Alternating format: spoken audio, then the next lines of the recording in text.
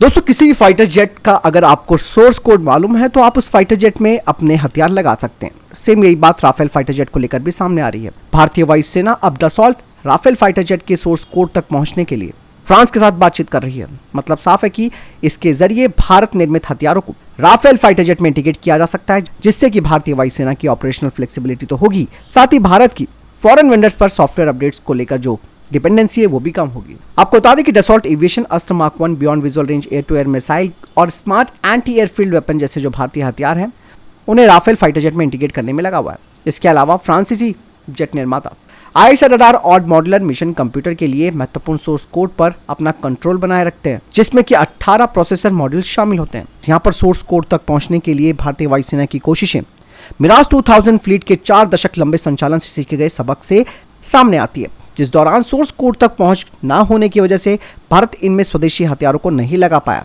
Source code तक पहुंच की कमी का मतलब ये होता है कि आप नए हथियारों का इंटीग्रेशन नहीं कर सकते हैं फाइटर जेट में, जिसमें कि आपको हमेशा विदेशी विक्रेताओं पर निर्भर रहना पड़ेगा। ऑब्वियसली बात है, जिसकी कॉस्ट भी अच्छी खासी आती है। बता दें कि अपने स्वदेशी सिस्टम को राफेल में इंटीग्रेट करने के लिए फाइटर जेट के एमएमसी और आयशा रडार में सॉफ्टवेयर संशोधनों की जरूरत होती है, और ये प्रोसेस इस वक्त डसॉल्ट के मालिकाना सोर्स कोड पर निर्भर करता है। लेकिन दोस्तों यहाँ पर क्या डसॉल्ट सोर्स कोड दे पाएगा भारत को इसका, ये समझने वाली बात है, क्योंकि यहाँ पर डसॉल्ट एविएशन कई चुनौतियां खड़ी कर सकता है, क्योंकि आयशा रडार और एमएमसी जैसे सिस्टम्स के लिए सोर्स कोड में बारीकी से जो गार्डेड यानी कि संरक्षित इंटेलेक्चुअल प्रॉपर्टी है, जो कि डसॉल्ट को वर्षों के रिसर्च और इन्वेस्टमेंट के बाद मिली है। ऐसे में संवेदनशील डेटा वो भारत के साथ शायद ही साझा करेगा। मुझे नहीं लगता कि ऐसा हो जाएगा। अगर उसने ऐसा कर दिया तो इसकी टेंशन फ्रांस को ज्यादा होगी कि कहीं ये जानकारी जासूसी या फिर साइबर खतरों के माध्यम से गलत हाथों में ना पड़ जाए।